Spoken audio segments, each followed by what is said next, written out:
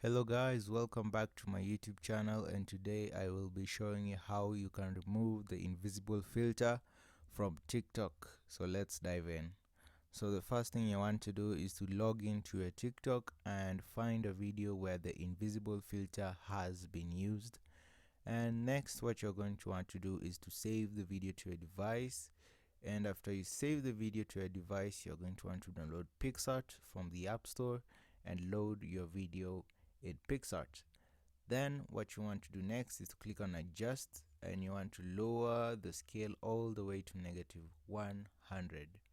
And as you can see, the body outline is definitely visible from here.